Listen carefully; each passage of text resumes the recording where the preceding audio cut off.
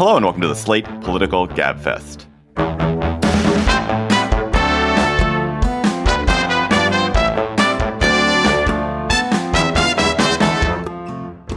August 1st, 2024, the These Guys Are Weird edition. I'm David Plotz of CityCast. I am in D.C., back from an adventurous but curtailed vacation that I will discuss on our Slate Plus segment. From the CBS Daily Report in New York City, John Dickerson. Hello, John. Good to see you. Hello, David. It's wonderful to see you both. I just, maybe a quick amendment to the title. In 20 minutes, they're going to announce that I'll be one of the anchors of the evening news. No fucking way! Oh my God, that's so exciting! Oh my God! Bury the lead, John Dickerson. What the fuck, man? Thank you.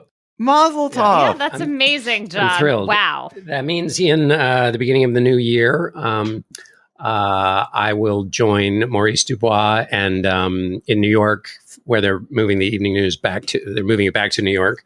And then Margaret Brennan will cover Washington for the show as an anchor. Nora O'Donnell is moved on after her 5 amazing years at the evening news. And then I'll also have a streaming show from 7 to 7:30. So I'll do the evening news and then have my own show from 7 to 7:30. That's amazing, John. And everything else will stay the same. All the other work I do for CBS and podcasting, particularly, and most importantly, the Gabfest. Oh my God. This is real-time news. This is breaking for us as we're taping this morning. It is. And we're so in fact, thrilled. You're the first people to know outside of the circle. I mean, even, Anne knows. Oh, good. I think Anne would deserve to know, but I'm glad. I feel that Anne is in the circle. Yeah, exactly. Congratulations, John. That is Thanks, just gang. so fabulous. Thank you. Oh my gosh. I'm very, very excited. Wow. Yeah. Wow. Yeah. Wow. Yeah. Top that, Emily Bazelon. Well, I was hoping you would. Of the so-called Yale University Law School. I was hoping you would go to Emily first, which you always do. Or I think you always do. I don't know. I don't even think I need to be introduced now. I think we've done enough. I don't know. It's too much attention on me. Go back to something else. Okay. All right. Well, in any case, what are we going to talk about this week? So I've been out, so I missed everything. I missed the Trump assassination attempt, Biden stepping down, Kamala's elevation, etc. But we still have a lot to talk about. This week on the Gabfest, These Guys Are Weird. Will this new Democratic line on J.D. Vance and on Trump help Democrats shape the narrative for the presidential election, help them win the presidential election? Then what is happening with the Kamala Veepstakes? And can any of the white men being considered to join her on the ticket really help her? How can they really help her? And then President Biden's DOA, but still righteous plan to reform the Supreme Court. What is he trying to accomplish by unveiling it now? Plus, we'll have cocktail chatter. Hey there, Gabfest listeners. Before we start the show, I want to let you know about a story coming up a little later. It's from one of our partners, SAP. AI comes at you fast. If you don't get reliable and relevant advice, your business might miss out. Whether you're looking to automate tasks or embed AI in your business processes, SAP can help. To learn more, head to sap.com/AI and stick around for expert advice on how to embrace AI with confidence. Minnesota Governor Tim Walz has happened on the most viral line of attack against Republicans in a good long while, talking about their obsession with women's body and reproduction, their book banning, maybe also talking about things like Trump's weird statements on race, like the things he said about Kamala Harris yesterday, or the things he said about Kamala Harris Wednesday. Walz said of the Republicans, these guys are weird. You know there's something wrong with people when they talk about freedom to be in your bedroom, freedom to be in your exam room, freedom to tell your kids what they can read. That stuff is weird. They come across weird. They seem obsessed with this. They continue to try and tell you. And look, the thing that I find the most weird about it is they never do the things they say. And this word, this insult, this slap of weird has taken off across Democratic politics. Everyone on the left is enjoying calling Vance and Trump weird or strange. Vance in particular is taking this in part because so many examples of his odd rhetoric from right-wing podcasts have been excavated in the last couple of weeks. So John, the Plotz thesis is always whoever is having fun in a presidential election is winning, and the Democrats are having a lot of fun with this. Can it last? What is it? And is it actually a good line of attack, this weird line?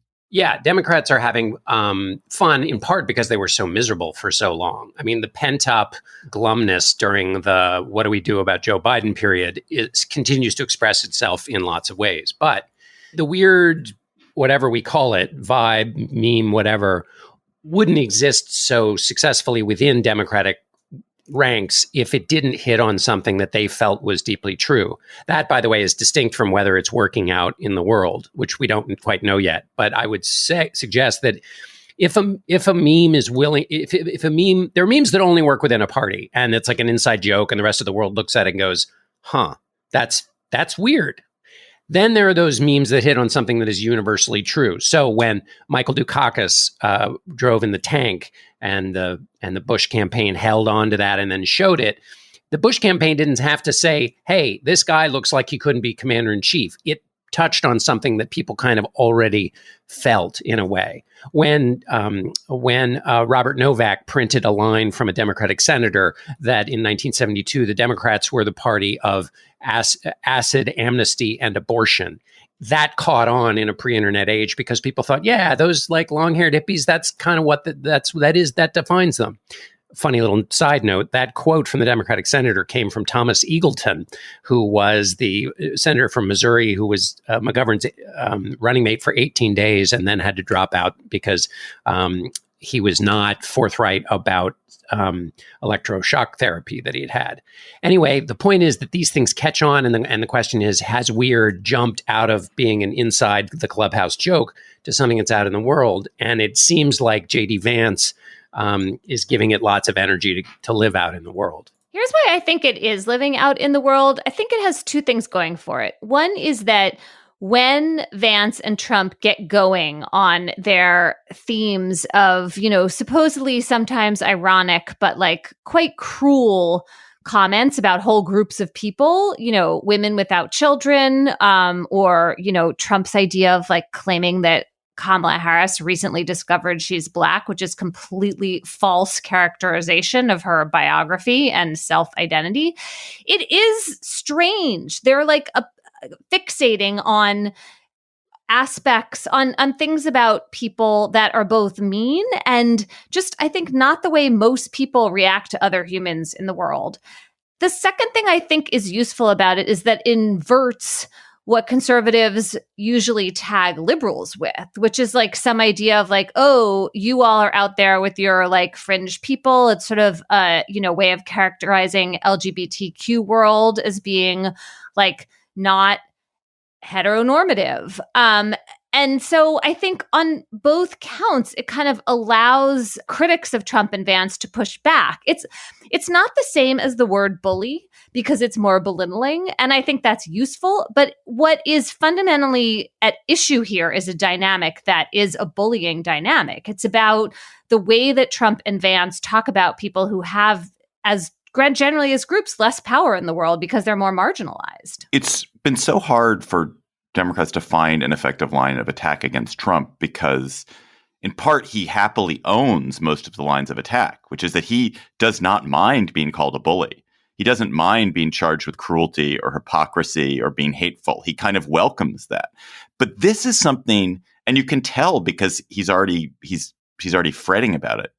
Actually bothers him because Republicans in this moment, at least a lot of people in the Republican Party desperately want to be seen as like we're normal.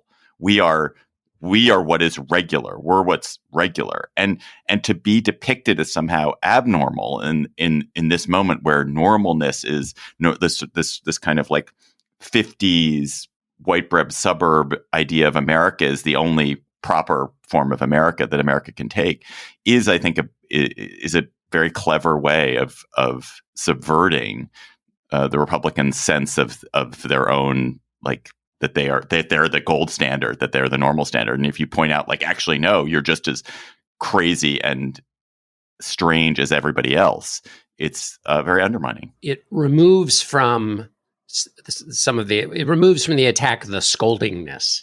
Right. And in so doing, goes to your point, David, about fun, which is like, it's not, you're not feeling like you're getting a lesson from teacher when you take in this new information. And I would also just remember what George W. Bush said after Donald Trump's inauguration in 2017.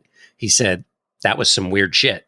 And so in other words, this is a kind of a thing that gets said. Can I just linger for a second on the cat lady thing? I think the race questions require even more thought, because it really touches on something that's a part of like the basic script of the Jim Crow South. But what J.D. Vance said was, we're effectively run in this country via the Democrats, via our corporate oligarchs, by a bunch of childless cat ladies who are miserable at their own lives and the choices that they've made. And so they want to make the rest of the country miserable too. So it's a little bit of a peanut cluster of attacks there. The corporate oligarchs is just kind of thrown in there. We'll leave that aside for a moment, in part because actually turns out only 10% of the Fortune 500 companies are run by women. So he's confused himself. But on the childless cat ladies, what struck me, it is deeply unchristian and uncharitable, because it assumes in the attack a universal recognition for the dig, which is that single women are the subject of derision and scorn, and that they should be treated with contempt. So that when I haul them out, I will immediately connect with my audience when I make my point, which is that they are these harridans who are running our government and we must be saved from them. So it's just, for someone who claims to have special understanding of the damage done by stereotypes of people, from Appalachia in his case, this relies on an existing stereotype that is, as I say, totally without grace, which is something that is supposed to be a part of his core sense of who he is. Yeah, I mean, the other just obvious thing about it is that it's stretching the notion of what's problematic or dangerous about female power to such a degree. It's like creating this giant boogeyman. And like, what is he even talking about? I mean, women just do not run our universe. And so it betrays, I think, this like paranoia on the far right about women and femininity and the, men being cuckolded, and like some notion that you just can't trust women. And once they have any sort of authority in the world, your patriarchal structure is eternally threatened. It makes him seem like a kind of weak and weird in our world, in which like most people have kind of moved on from that sort of base kind of misogyny, I think, or at least they don't really feel like they're supposed to express it. I feel like it's like coming from some dark corner of the men's rights activist internet.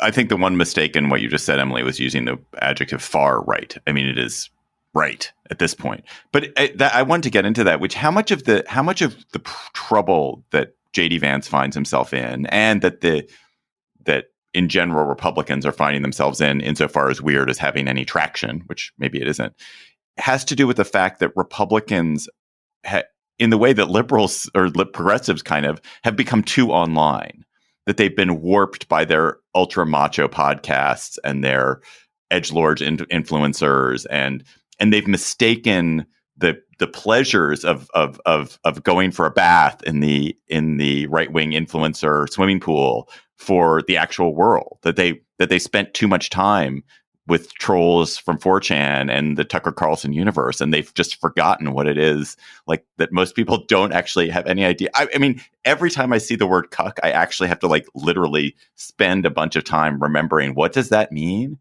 Because I don't. Why are we talking about it? Yeah.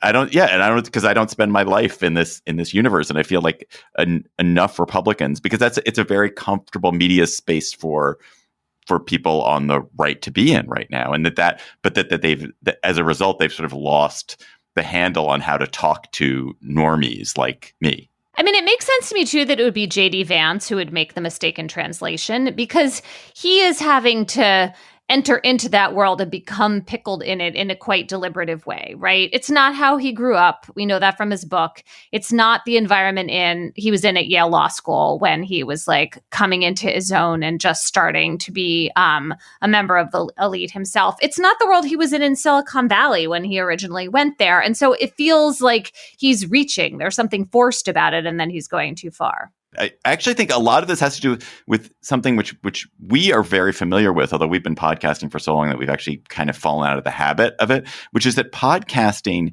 is so comfortable. Like a good podcast, you're so comfortable in the conversation that you don't in the way that when most people are on TV. I mean, a lot of the JD Vance stuff actually comes up from TV, but when you're podcasting with somebody who you like and who's egging you on, you say stuff that you would never say if you thought like, oh, this is going out, if you were sitting in front of an audience of 1,000 people, because you get into a comfort zone. And I think that a lot of what's weird that's happening on the right actually is coming out of these podcasts, because people get comfortable and they are in such a safe space, and they're kind of cocooned in their headphones or cocooned in the living room where they're taping, and then they say just insane stuff because it's like being around it's like shooting the shit around a dorm room or something. And I think there's sufficient additional evidence to suggest that this wasn't just a one-off riff. Also, the deep shale of the implicit view of the world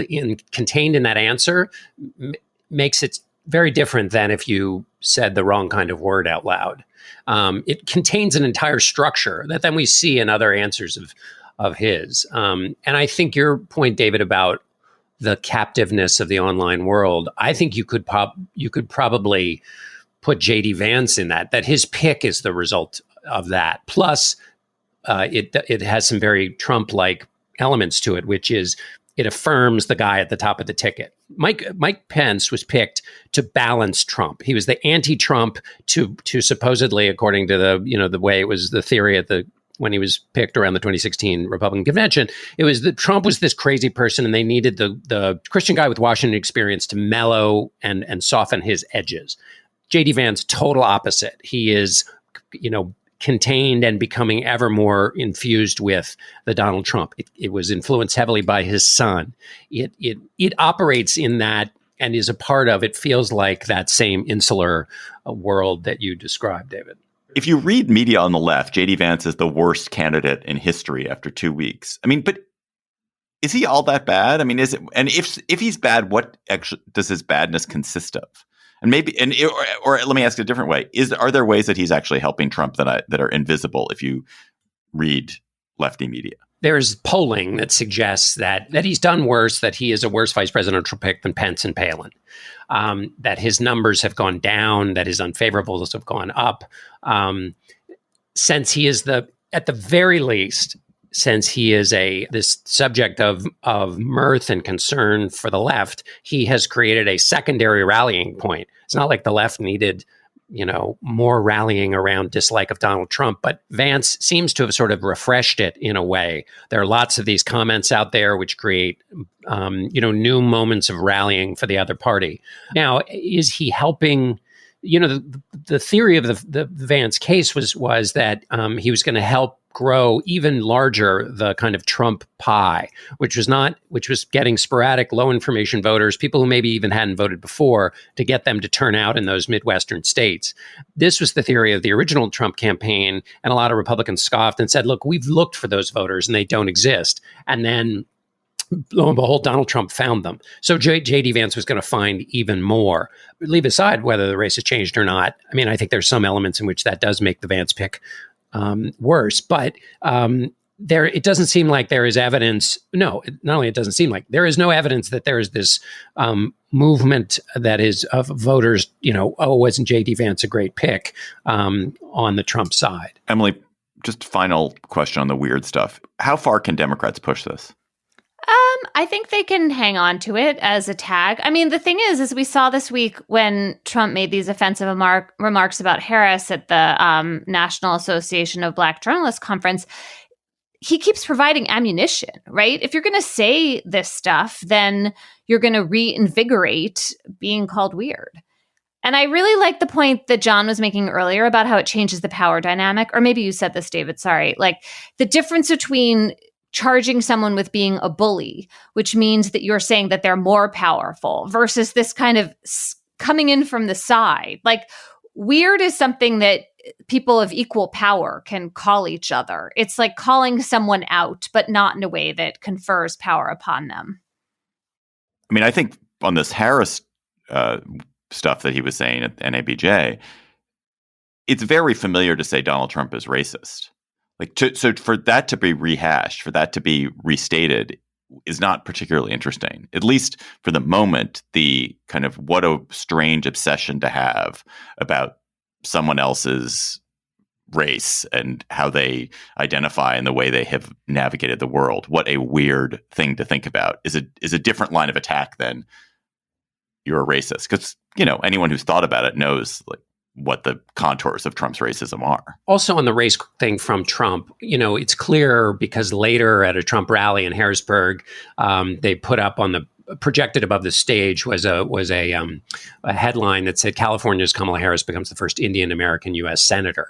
So this was at a Trump rally. Okay, so this wasn't just Trump said something at NABJ about he didn't know when Kamala Harris turned black. A woman, by the way, who went to a historically black university, who was a member of Alpha Kappa Alpha, et cetera, et cetera, et cetera. It's not like you have to anyway. It's a ridiculous comment on its face, and it obviously ties to his rise in the Republican right, which was as the chief birther questioning Barack Obama having been born in the United States. Here's how I think these are connected. So, and I'm basically totally informed and hopefully not butchering Isabel Wilkerson's argument that she makes in her book Caste. Both the birther claim and this Kamala Harris, when was she black? I thought she was Indian. What they're doing with the Indian black thing is, and J.D. Vance affirmed this on his plane right after Trump said it, is, well, this is just, she's a phony. She's like a thorough phony, and that's what we're talking about.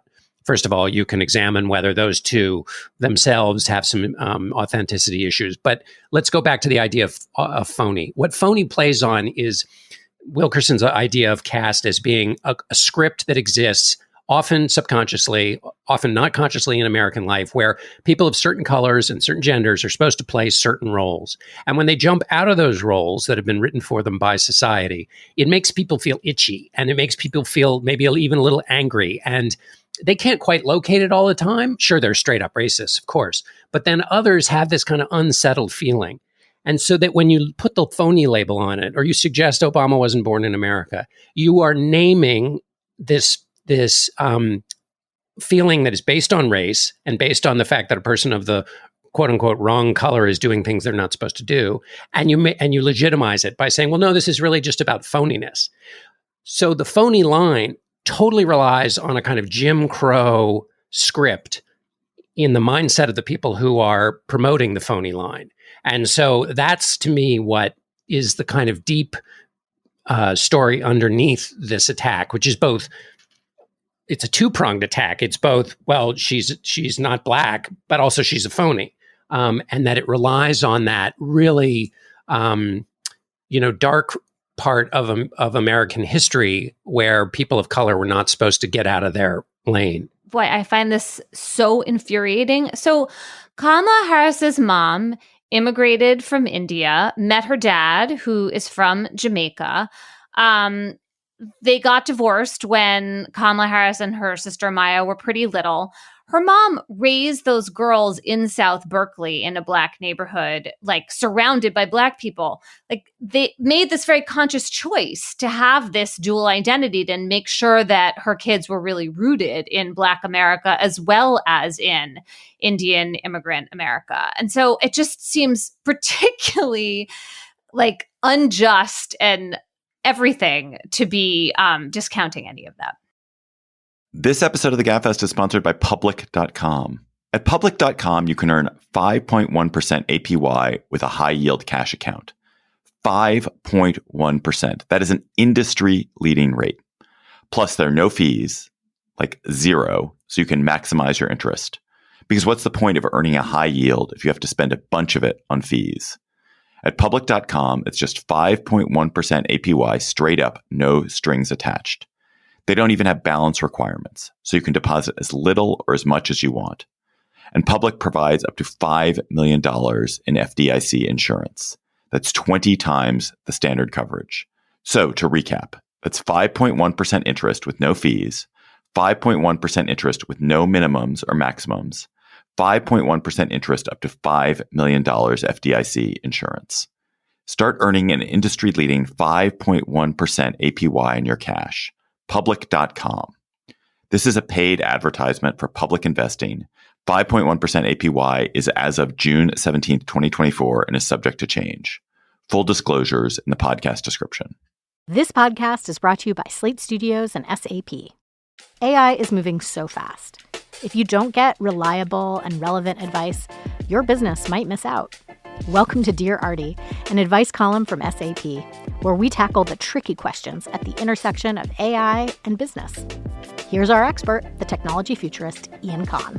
Hi, I'm excited to dive into today's question.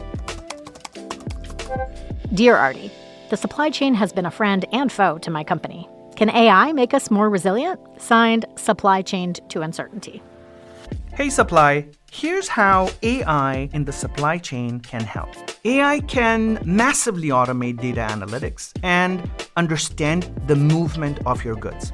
AI can point out weak links, market demand trends, optimal logistics, and other important aspects that impact the top and bottom lines for the business. Take the example of a large grocery chain that has hundreds of vendors spread through the country. In some cases, you may need to reroute shipments to other stores, such as in the case of fresh produce, a good that can go bad very fast. Managing such a supply chain is heavily dependent on the data provided, and AI can help optimize this information so that your supply chain works at its optimal levels.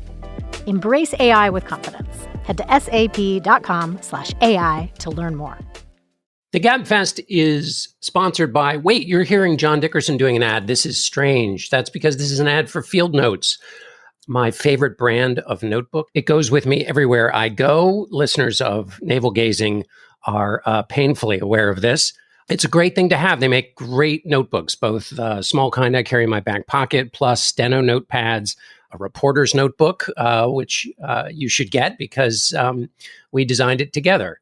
So Gabfest listeners have a special opportunity, which is that if they visit fieldnotesbrand.com, they'll get 10% off their first order. So that's fieldnotesbrand.com with the coupon code GABFEST. Kamala Harris, the presumptive Democratic nominee, is vetting a bunch of white guys to be her running mate. Maybe she's vetting other people, but seems like it's a good day to be a white guy in Democratic politics. Only if you want to be the vice president. Well, there's also that White Dudes for Kamala call, which a lot of acquaintances of mine seem to have been on.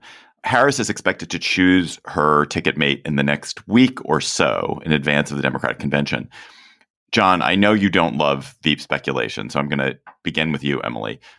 What do you make of the various candidates being brooded about who are in no particular order, or well, I guess in sort of maybe in order of the top tier being astronaut and Arizona Senator Mark Kelly, Pennsylvania Governor Josh Shapiro, Minnesota Governor Tim Walz of the Weird fame. Secondarily seem to be Pete Buttigieg and Kentucky Governor Andy Beshear. And North Carolina Governor Roy Cooper has removed himself from consideration. So what do you make of those five that seem to be in consideration? I mean, I think Harris should choose whoever she thinks would be the best president if this person had to take over from her, and who she works with the best. I think there's a somewhat interesting contrast between Kelly and Shapiro. So, you know, Josh Shapiro is really popular governor in Pennsylvania. Pretty young, good public speaker. John, correct me if I'm wrong. I feel like the rule of thumb is that usually your vice presidential pick doesn't change your numbers that much, even if in that person's home state. That's the next question. That's the next big question. Okay, I read one piece that suggested it doesn't matter at all, no matter what. Then I know Nate Silver has been saying, well, it could matter like half a point. And in this case, Pennsylvania, yeah, I mean, a half a point could matter a lot, and Pennsylvania could be the decisive state. And all of that seems to make a pretty good case for Josh Shapiro to me. Like, even if it might not matter, if it could a little bit, why not? The downside of Shapiro potentially is that because he has been more pro-Israel than I think Kelly has been, there's potential to divide the party on that particular matter. I'm kind of the mind that, it would be good for Harris to do some move to the middle sorts of things. I don't know if Israel really needs to be that issue, but she has been doing a good job of talking in a way. I know.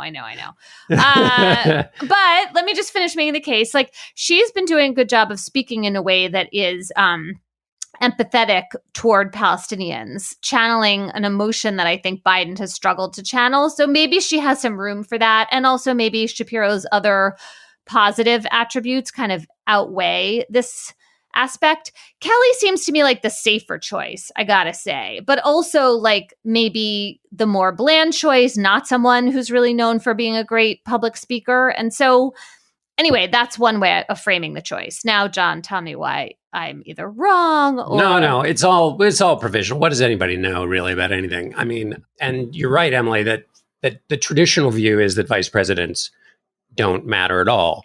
Of course, the traditional view was debates don't matter at all either. So when you have, and also, by the way, vice presidents do matter. It's not just LBJ who mattered and helped with Kennedy, but I mean, they matter in the larger sense as well. And I know that's not exactly what we're talking about, but in the larger sense as well, you have Mike Pence mattered a great deal.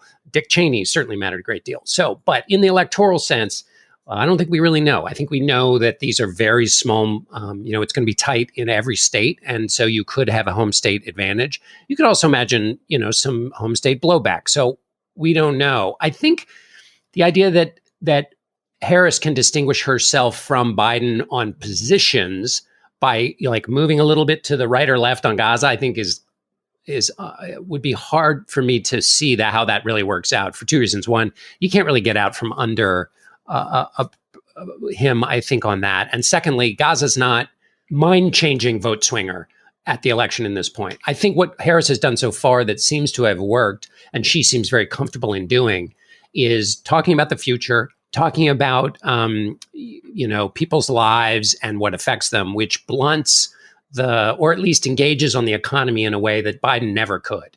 I think that's probably more her bread and butter. And so somebody who picks that, or who can do that too, would be good. I would just say on Kelly, obviously he's a counterbalance to what Trump and Vance are trying to do, which is otherize Harris. And so when you have an astronaut on your ticket, that's pretty, center of America. You could imagine, that balance there. I mean, Mark Kelly's always seemed kind of boring to me, but maybe that's okay. I haven't watched Shapiro enough to know whether he's an interesting speaker. It seems to me, I was thinking about what is the value of a running mate, or what do running mates do on a campaign? And there's ambiguity about whether they have any influence on the home state they come from. You shouldn't be a distraction. I think we saw with Palin in 2008 that she was so interesting that she was a total distraction, disastrously, ultimately, for the McCain campaign. He wasn't going to win that race anyway, but she certainly didn't end up helping him. They can reinforce what you like about the person at the top of the ticket. So Al Gore, Bill Clinton, Al Gore was an inspired choice because it was sort of like, this is a generational shift, and these two guys are going together that way, even though they were temperamentally quite different ultimately. Or you can be a steady hand in the way that Cheney was perceived as a steady hand for Bush, or Pence is like, oh, he'll restrain Trump's craziness, or Biden in some sense for Obama. And I guess with none of these guys do I get the sense that they won't be a distraction, nor are they a match set with Harris, nor are they exactly a steady hand. So I don't really know what purpose any of them is going to serve. I guess I will throw that to you, John, as a question. Obviously, much of rational thought is based on affirming decisions our gut already tells us. So, they'll come up with a rationale for how this works. I mean, I do find the idea of Shapiro in Pennsylvania interesting in the sense that he seems to have figured out. I interviewed him for The Atlantic several months ago, and he was pretty good and super fast on his feet. And the rebuilding of I-95 seems to have gone well for him. Very fast on his feet there. Yeah, not just fast. It's one bridge, moving man. asphalt. Your approval ratings go into the 60s. Right.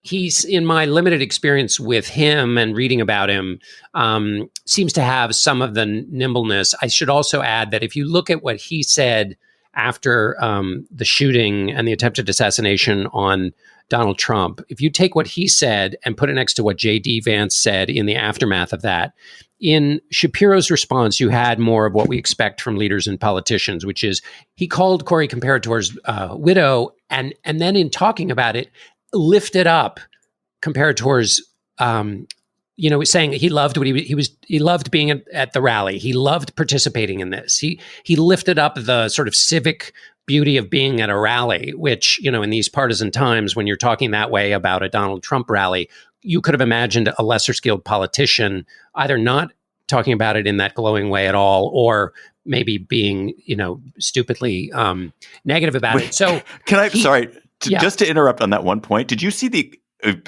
going back to our weird topic, what Trump said to Comparator's widow, who they raised a significant amount of money to go to the widow and her family. And the widow said that she wished she would much rather have her husband back. And Trump was like, not everyone wife would say that. It was like such a maybe his wife wouldn't say that. Atonal, crazy thing to say. Yeah. Yes, it is a really, of all the menu options of things you could say in that moment as a leader who, it's not just about saying the right thing, what's politically correct. It's about using the moment to say and do something for the betterment of as many people listening as possible, which should be your instinct. Instead, he chose something else. Anyway, Shapiro's answer was that. And then J.D. Vance said, with no proof, and what has turned out to be disproved by the lack of proof, that this was all the fault of Democratic rhetoric. You euphemized Shapiro. You didn't euphemize him. You said he's pro-Israel. He's also Jewish. He's like an observant Jew. And aware, yes. There is this question about whether can Harris, in her quest for white dudes, settle on a white dude who is an observant Jew, or does having a Jewish husband and then a Jewish running mate who is quite pro-Israel, is that a problem for her? Would that be a problem for her? Yeah, I kind of instinctually decided it was a problem, and then a bunch of people have sort of talked me out of it, like. The people who are persuadable, who she's trying to reach, are they really going to hold it against Josh Shapiro that he goes to synagogue and sent his kids to Jewish day school? I don't know, maybe not. Like, the people who are that anti-Semitic probably aren't voting for her anyway. But maybe I should go back to my more self-hating skepticism fear. This is like the combination of the Jewish husband and the Jewish running mate is just too much for America. I don't know. What do you think? I guess I'm kind of where you are, which is that I instinctively think it's probably a little too much, but maybe you're right that it's not the people who are interested in that are the wrong sort of people, and so we shouldn't worry about it. By that standard, then shouldn't you choose Buttigieg, who is like easily their best performer, easily their most effective rhetorician? I guess he doesn't bring Pennsylvania. I think Buttigieg is a really good choice for those reasons, except that, he's not from Pennsylvania. And also, he doesn't have a resume that really, screams vice president, right? That's true. Or he has even, a resume calls it clearly. Yeah. John, do you think there's going to be another presidential debate or a vice presidential debate? I think one of the things we didn't talk about with in the weird conversation is how did the Democrats respond to Trump's efforts to race bait or use race to get into a conversation about being phony. One of the things you saw Harris doing was parrying some attacks by saying, he talks a lot about me, say it to my face. What I think is successful in politics in any party is when you take incoming and then attach it to something you're both comfortable with and that's good for your candidacy. And we'll see if they're able to do that on this NABJ comments. But I think Harris has used this as a way to basically make herself look tougher. And to the extent that that is an issue, I'm not saying it is, it could be with her as an inexperienced person on the world stage, even though she's been a vice president. So she's obviously not inexperienced, certainly not anywhere close to as much as J.D. Vance is. But it's a way for her to demonstrate toughness right in front of people. And that's useful for any candidate when people think sort of toughness equates with commander in chief. So will there be a debate? I mean, I just don't know. I really don't know. I don't see how he can back out of it. But on the other hand, oh man, I don't think a debate would go well for him. This episode of the Gabfest is sponsored by SAP. First, the bad news. SAP Business AI won't help you generate cubist versions of your family's holiday photos, but it will help you understand which supplier is best to help you roll out your plant-based packaging in Southeast Asia, and identify the training your junior project manager needs to rise up the ranks, and automate repetitive tasks while you focus on big innovations so you can be ready for the next opportunity. Revolutionary technology, real-world results. That's SAP Business AI. This episode of the Gabfest is sponsored by Wondery, American history tellers, first ladies. What is it like to have a front row seat to the world's most important leaders and decision makers? That's what's explored in the latest season of the podcast, American History Tellers, First Ladies. When George Washington became the first president, his wife, Martha, became the first Lady of the United States. She had no precedent to follow and would have to define the role for future presidential spouses. American History Tellers examines the groundbreaking achievements of 5 of America's most remarkable first ladies, from their origins to the moment they courageously stepped into their role. Each of them refined traditions to leave their unique mark on history. Follow American History Tellers on the Wondery app or wherever you get your podcasts. You can binge this season, American History Tellers, First Ladies, early and ad-free right now on Wondery Plus. Go deeper and get more to the story with Wondery's top history podcasts, including American Scandal, Legacy, and even The Royals. President Biden called for wholesale reform of the Supreme Court this week, as well as a totally separate wholesale reform of presidential immunity. He proposed 2 huge changes to how the court works, one involving a Supreme Court ethics code, the other involving ending life tenure for Supreme Court justices. So, Emily, just give us the sort of quick Bazelon take on the 3 things that he proposed. What are they, and where do the ideas of them come from? Biden proposed 18-year terms instead of life tenure for Supreme Court justices. And then once you got that rotation going, it would mean 2 Supreme Court appointments for each president, as opposed to the much more kind of random division that we have now. He proposed overturning the Supreme Court's decision, or sort of replacing it with a constitutional amendment in the recent case granting absolute immunity in a lot of context to former presidents, to kind of reestablish the idea that the presidents are subject to criminal law once they've left office. And then he proposed an enforceable ethics code for the court, where there would be actual standards that that could be enforced against the justices, demanding that they refuse to hear certain cases when they have conflicts of interest or when their spouses do. And, you know, this is clearly, I mean, this has been a problem at the court forever, but it's clearly a particular response to some of the allegations of conflicts and potential corruption involving Justice Alito and Justice Thomas. So that's the substance of it. And these ideas have been there. Well, the Trump immunity decision is a new thing, but the idea of ending life tenure and of an ethics code have been discussed for a really long time. And there is, like, I think maybe consensus is strong, but there's a lot of support for them among law professors and other observers of the court.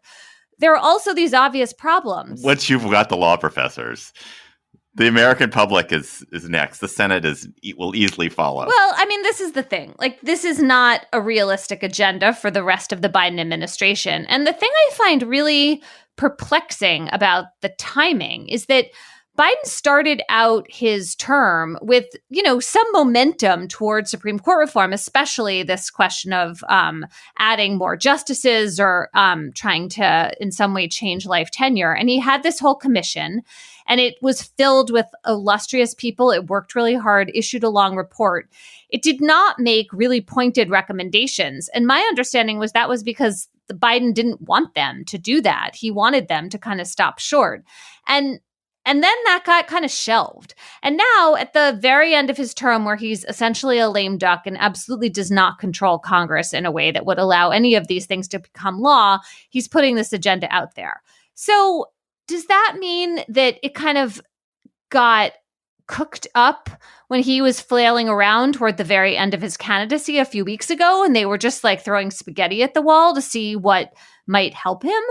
Or is it that, well, now he doesn't have the power to bring this about, but he's, making sure to kind of put this onto the radar of the American people in a stronger way so that Democrats have planted a flag and can point back to this. And if the Supreme Court, as it probably will, continues to issue decisions that Democrats don't like, they can increasingly look at this set of proposals and say, hey, this is what we wanted to do, and we've been clear about that, et cetera. Like, is there some kind of long game going on? Because I just honestly don't understand. Like, this is not going to become law.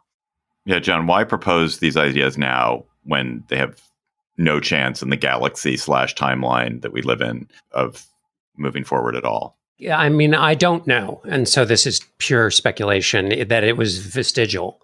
They'd done this work. This was a thought that this might rally some people, puts the democracy conversation back in the center. This is, I'm now speaking in voice in a strategic thinking before Biden drops out, that if democracy being on the ballot and Trump's threat to democracy is your one of your main issues, this centers that because of the immunity portion of the announcement. I think Robert Costa said one of the best things, I think, with respect to how this changed is he said, we've gone from John Meacham summer to Brat summer, which is John Meacham, the speechwriter or not speechwriter, but occasional speechwriter, but Pulitzer Prize winning historian who informs and consults Biden, and who's written about the threat to democracy and the soul of America. That was a Biden message. The Harris message is this much more infectious one that's creating these raucous rallies. But this was a part of the John Meacham summer. And so it's left over from that. I mean, it just, came and went. I don't know that there were, I should say, you saw, I'm sure, the New York Times poll that showed that 90% of Americans supported the idea of Biden stepping down. I mean, from the campaign, you can't get 90% of Americans to believe in anything. So when this was announced, I don't think it made much of an impact. John, I think one of the questions it raises is actually how visible Biden should be and how active should the administration be. I mean, I don't know what these proposals were proposed. Law professors talked about them. We're talking about it, but no one thinks anything's going to happen with it. It's sort of like a why bother? You're saying maybe it was vestigial, but in general, in the next few months, is there any way in which Biden either helps the country or helps Harris by doing stuff, or is he best used as a waving dodderingly in random public events? I can tell you what the way he's being treated now. When Kamala Harris spoke in Georgia for the first time on Tuesday, she didn't even mention Biden's name. He is speaking at the first night of the convention, and there will be a tribute to him, and that will be, but then the next three will be all Harris. So you can already see what's happening. I think, the Harris campaign, the Democrats have to be careful, of course, because Joe Biden is a proud guy. And so the Democrats have to be careful about how he feels in this story going forward. But it looks like his role will be to not have a role. And by the way, the world's in serious turmoil. And so there's lots for him to do on his day job, which requires skills that he has. And hopefully that will work because, man, things are getting itchy in the Middle East. But do you think that they will, on the day job piece, are they going to consult with Harris and defer to the campaign when it comes to let's do this on Israel, or let's do this on our latest proposal about interest rates, or whatever it is that they're talking about? Are they going to defer, or are they going to just go ahead and do their job? I assume they'll defer. Case by case. I mean, they will, I guess, defer if the president says, no, I'm going to do this. But he knows the stakes here, which are that if Kamala Harris loses, Donald Trump becomes president. So those conversations, there's already pattern recognition. One of the amazing things, by the way, about the way this thing is launched is anytime you have an organization and you put a new leader at the top of it, the new leader doesn't always mesh with the structure of the existing organization. And often it doesn't. There's like some, tissue rejection of that doesn't seem to have happened at all. So I guess my point is that they already were balancing anything he did relative to the goals of the campaign. You can imagine that, say, 80% of that will be basically the same with Harris. For the 20% that creates new challenges because of the kind of campaign Harris is running, my guess is that most of those cases he will defer, except where it might get into that more sensitive ego range. That'll be tricky. Just finally circling back to these proposals for the Supreme Court, Emily, do you think in a decade any of these will have gained more traction? I mean, will there be an enforceable ethics code at the Supreme Court in a decade?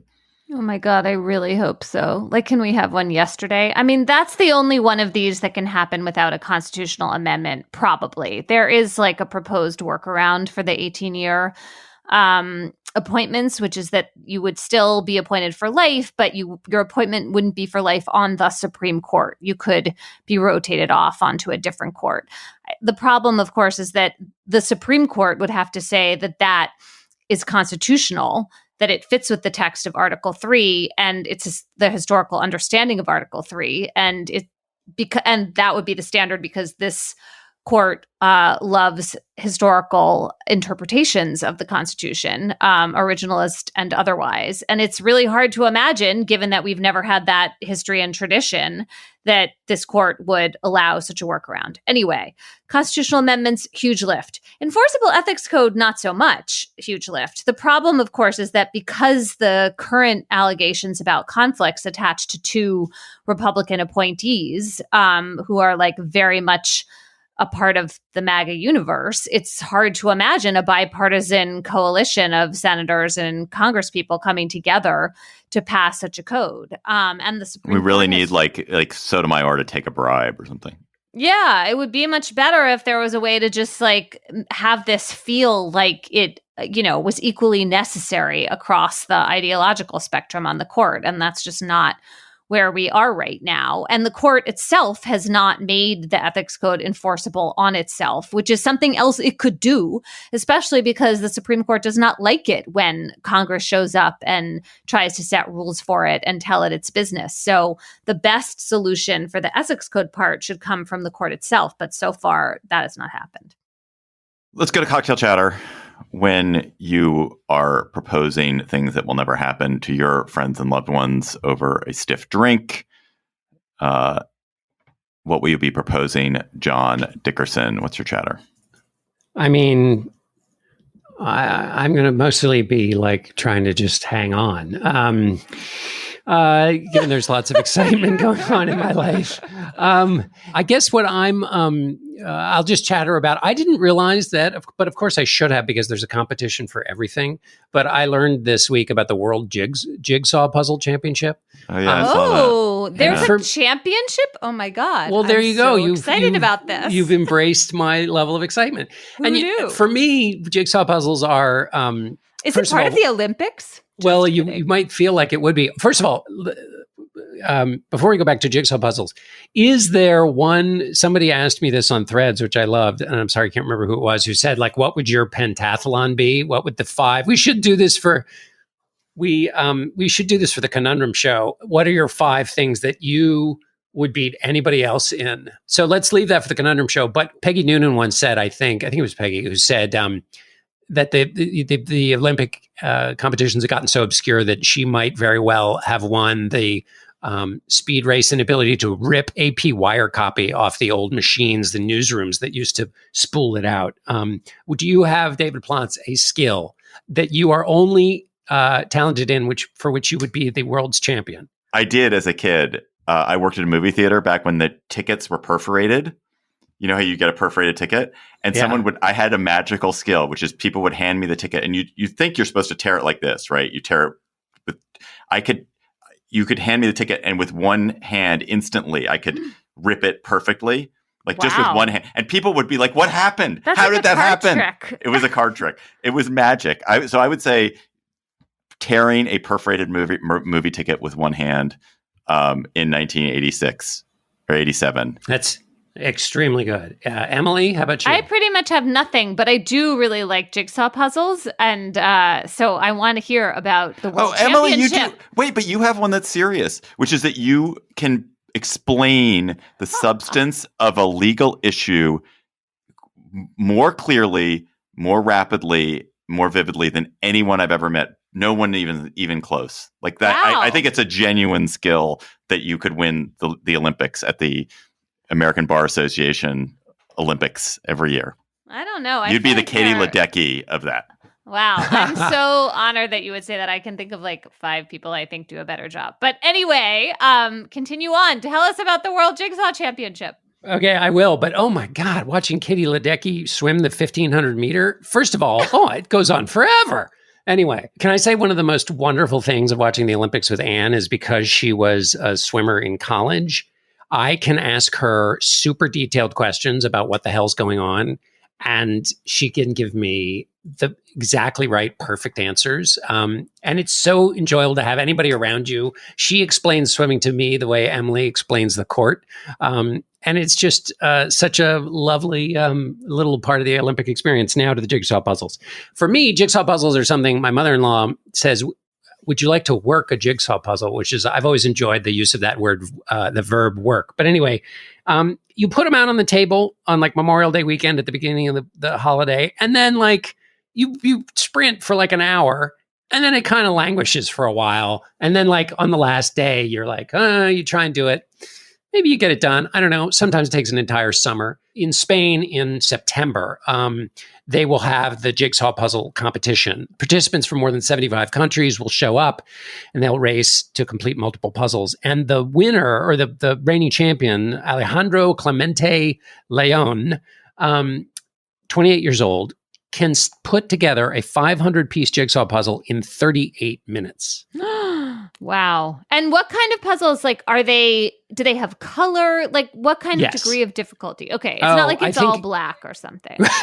Would that be easier or harder? Harder. Yes. I believe that they have color because in the article I read, they sort of give the quick and dirty of what you're supposed to do, which is basically arrange them by color, pattern, and then do the border, which is kind of what I always thought you were supposed to do. So, I don't understand why that doesn't mean I can't complete them in under a millennium. There's nothing I could imagine wanting to watch less than that. That seems watching paint dry as well. I like to do a jigsaw puzzle, but watching other people assemble a jigsaw puzzle. Cool. Emily, what is your chatter? I have 2 chatters. So I want to talk about a new paper accepted by the Journal of Finance called Social Security and Trends in Wealth Inequality.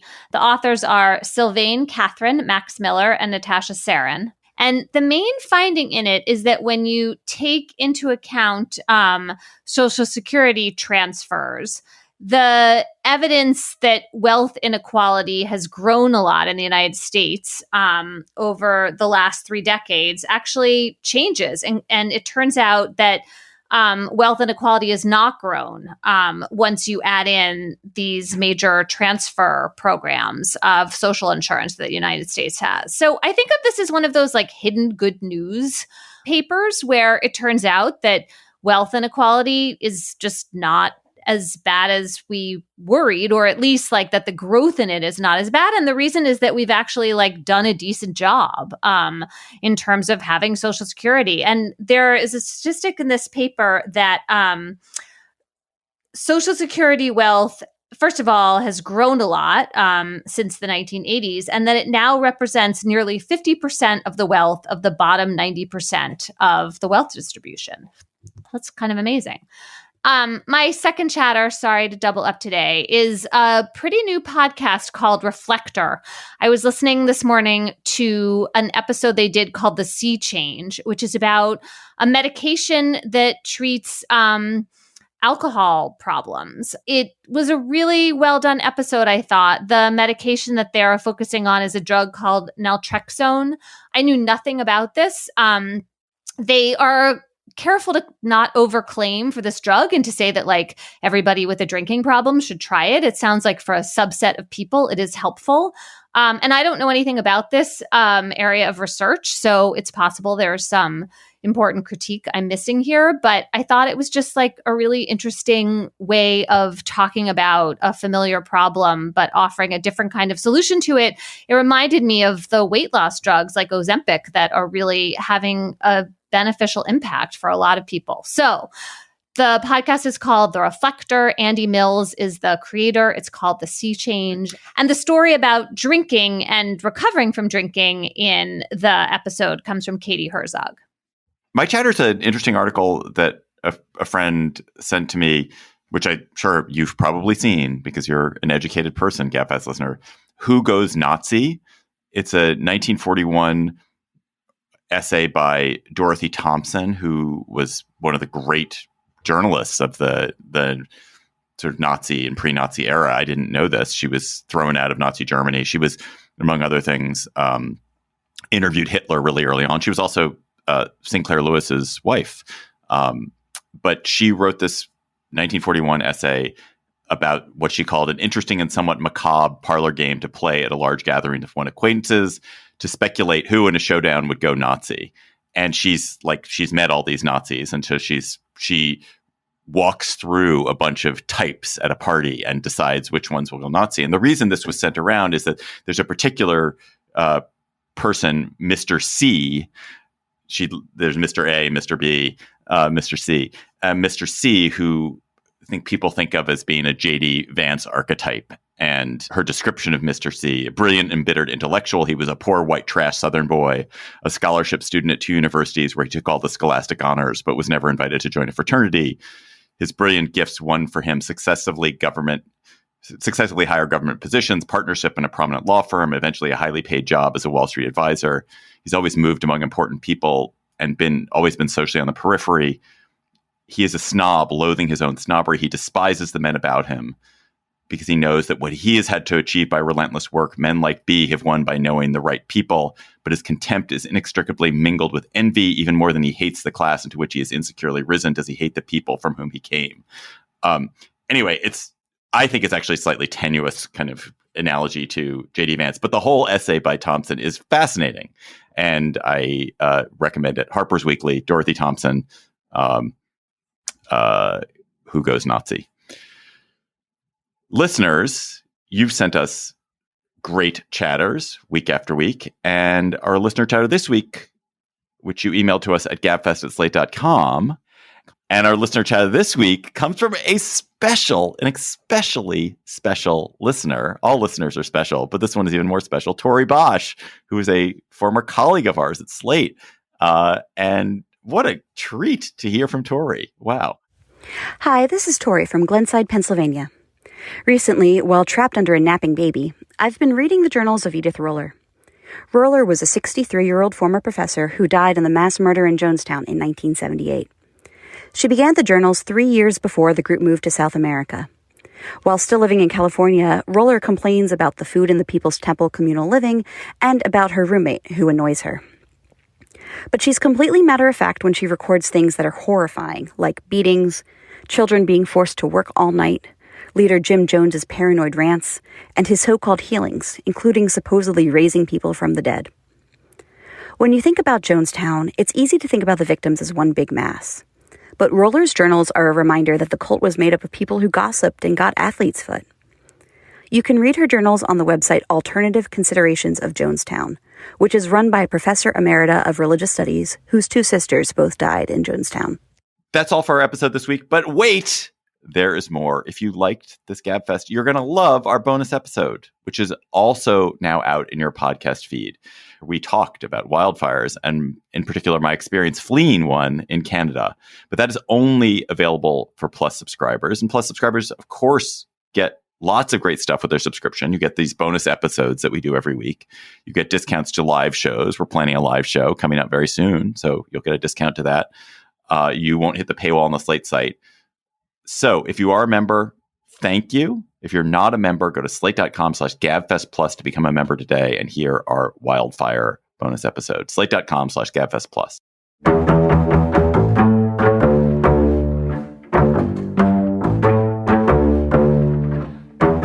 That's the show for today. The Gabfest is produced by Cheyna Roth. Our researcher is generally Julie Hugan, but this week it's Kat Hong. Our theme music is by They Might Be Giants. Ben Richmond is Senior Director for Podcast Operations. Alicia Montgomery is the VP of Audio for Slate. Emily Bazelon and John Dickerson, so happy to be back with you. John, so proud of your promotion. Cannot wait to see you on network television in the key hour. Congratulations. I'm David Plotz. Thanks for listening. We will talk to you next week.